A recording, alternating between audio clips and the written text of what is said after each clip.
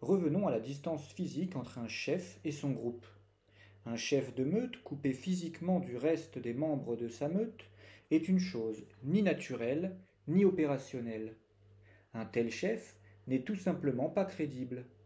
Qu'il vive dans son palais ou sur la lune est la même chose.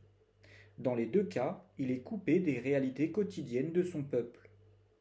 Même s'il connaît son quotidien, il ne le vit pas, et cela fait une différence de taille, car ce n'est qu'un être humain, et tôt ou tard ses envies passeront avant les besoins des autres, et par conséquent avant ceux de son peuple.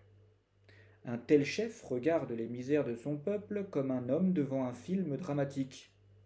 Il prend conscience des difficultés que vivent les gens, il peut même en être touché, mais il ne les vit pas.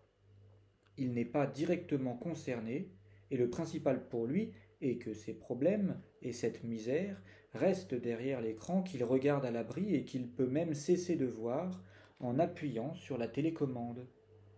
Mais quel genre d'homme sur Terre peut croire en un guide, en un représentant, en un chef qui vit sur la Lune? Eh bien, je vais vous le dire, des aveugles, des gens qui n'ont pas fait connaissance avec eux-mêmes et qui obéissent à leur animalité sans le savoir. Cette animalité qui a tant besoin de hiérarchie qu'elle s'exprime par le besoin d'élire un chef ou un guide, sans quoi elle se sent perdue. Quand je vois toutes les cérémonies qui ont lieu lorsqu'un roi élu, un président, un représentant, un ministre, un prince, nommez-le comme il vous plaira, accède au trône dans une société d'hommes, quand je vois comment les gens suivent ces cérémonies avec intérêt et passion, quand je vois l'excitation dans laquelle ils se mettent pour acclamer le nouveau chef, je me rends compte à quel point l'Homo sapiens moderne, à l'instar de son ancêtre, n'a pas fait connaissance avec son animalité et laisse libre cours à son besoin d'évoluer dans un système incluant un chef suprême.